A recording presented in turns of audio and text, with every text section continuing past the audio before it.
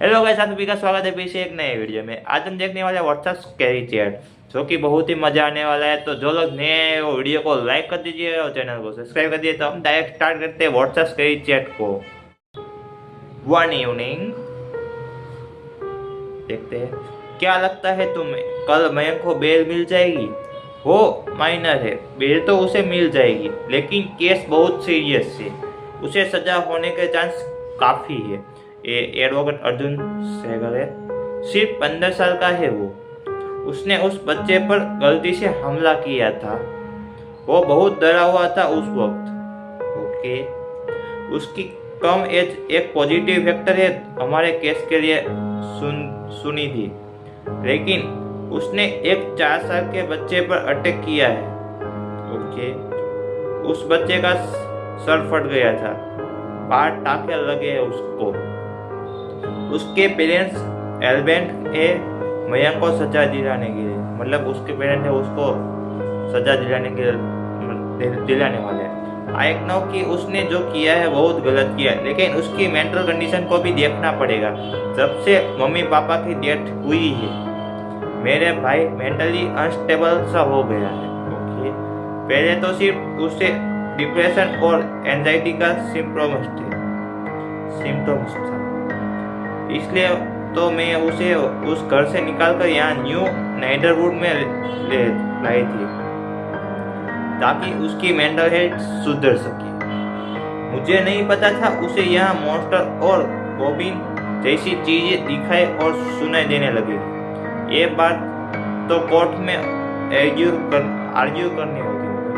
मयंक के बयान के हिसाब से वो बच्चे दिखाई नहीं था। वो पर्दे के पीछे खड़ा था। मयंक को सिर्फ उसकी परछाई दिखी थी। उसे तो यह लगा कि वो कोई मॉन्स्टर या क्रिएचर खड़ा है जो उसे मारना चाहता है। एग्जैक्टली इस न्यू जगह पर आने के बाद उसकी दिमाग हालत और बिगड़ गई। वो दिन भर डरा रहता है। कहता था कि इस घर में रात को एक मॉन्स्टर घूमता था और घूमता भी है, जो जानवरों को कच्चा खा जाता है और इंसानों पर भी अटैक कर सकता है। उसका कोई ऑफिशियल डायग्नोसिस नहीं हुआ है ना। मैंने जब भी उसे टेस्ट के लिए ले जाना चाहा, वो या तो घर से भाग जाता था या चिल्लाने लगता था। उसके पास का एंजर ब्रश भी वो लोग कोर्ट में उसके अगेंस्ट यूज कहेंगे कि बच्चे का उसके पास खेलने गया था, लेकिन मयंक को किसी बात पर गुस्सा आ गया था और उसने बच्चे पर क्रिकेट बैट से अटैक किया। वो पास्ट में कभी भी किसी के साथ फिजिकल वायलेंट नहीं हुआ है। यहाँ पर उसकी दोस्ती सिर्फ उस छोटे से बच्चे से थी। वो उसे ही क्यों मारेगा? ओके सुनी जी, हमने कोर्ट में ये प्रूफ करना है कि जब मयंक ने उस बच्चे को मारा, वो अपने सेंस में नहीं था, मतलब वो अपने हालत में नहीं था, बल्कि फिजिशियंस में था। उसने उस बच्चे को एक मॉन्स्टर समझ लिया था, तो उसकी सजा बिल्कुल कम या खत्म भी हो सकती है। कल वो बेल पर निकल आए, फिर मैंने उसे किसकी अच्छे फिजिशियन से दिखाऊंगी।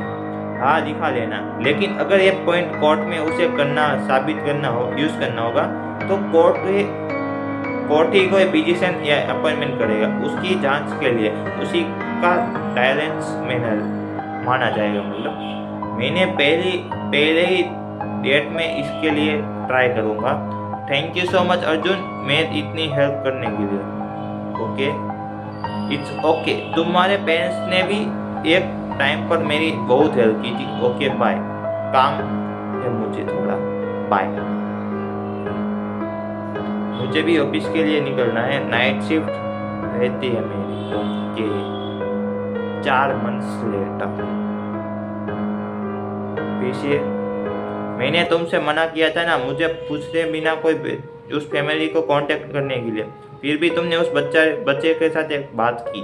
तुम पर भी केस हो सकता है और विक्टिम को धमका या प्रेजुडिस करने का।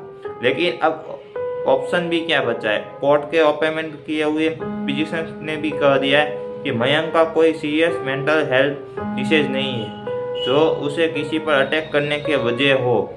ओके, तो वो सब क्या तुम्हारे विक्टिम से बात करने से चेंज हो जाएगा? मैंने तो बस उस बच्चे से सुनना चाह रही थी कि उसके हिसाब से उससे रात को मेरे घर पर क्या हुआ था। वो पूछने का मौका हमें मिल जाता तो कोर्ट में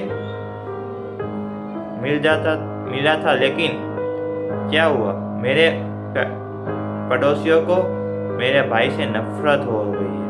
ओके, वो सच में सुनना ही नहीं चाहते, बस कुछ भी करके मयंक को जेल भेजना चाहते हैं। इसलिए वो अपने बच्चे को सच नहीं बोलने दे रही, उसे सिखाकर भेजती है कि उसकी मॉन्स्टर की बात, कि उसे किसी मॉन्स्टर की बात ना करे, बस ये कहे कि मयंक ने उसे मारा। मैं समझ रहा हूँ, लेकिन अगर बेचारा किसी मॉन्स्टर के बारे में बयान दे भी तो कोर्ट अब उन बातों पर भरोसा नहीं करेगा। लेकिन उस बच्चे ने मुझे सच बताया। वो रात को अपने रूम में रहता था, तब उसके मयंक को चीखने की आवाज सुनी और वो अकेले किसी बिना बताए उसे देखने चला गया। उसने भी वहाँ कुछ देखा। वो वहाँ से भाग ही रहा था कि गलती से मयंक ने उस पर अटैक कर दिया। क्या दिखाया था वो, क्या देखा था उससे?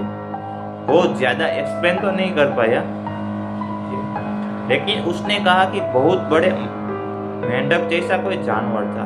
मतलब यहाँ पे कोई जानवर की बात हो रही है, मॉन्स्टर की बात हो रही है। अब इस बयान को कोई फायदा नहीं है, स्पेशली जब तुम्हें इस अकेले में बात की हो तो अब कोई ऑप्शन नहीं है। नहीं, कोई ऑप्शन नहीं है। उसे 2 साल की जेल हो चुकी है। आई एम सॉरी, बट वो माइनर है।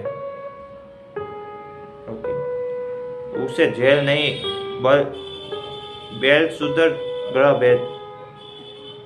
भेज रहे हैं। बाद में उसके रिकॉर्ड से ये साफ होता है, दिखाया जाएगा कि उसे फ्यूचर में उससे दिक्कत नहीं होगी। तुमने भी उस घर में कभी भी कुछ अजीब फील किया है? नहीं, हम 15 दिन पहले ही वहाँ शिफ्ट हुए थे और मेरी नाइट शिफ्ट शाम 8 से सुबह 7 तक की होती है। मुझे तो कुछ नहीं ऐसा दिखा। मुझे लगता है कि मयंक ने जब जानबूझकर ही उस बच्चे को मारकर बच्चे पे हमला किया होगा। Are you serious? तुम भी ऐसा लगता है? वो बेचारा तो स्टार्ट से आज तक अपने श्याम बयान पर ही अड़ा हुआ है कि उस घर में कुछ है। वो तो वहाँ जाना भी नहीं चाहता है।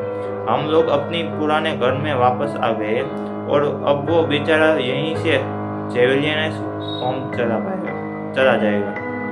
आई नो तुम्हारे भाई है तो तुम्हें ये सब सुनकर बुरा लगेगा, लेकिन और क्या ही एक्सप्लेनेशन है उस इंसिडेंट की?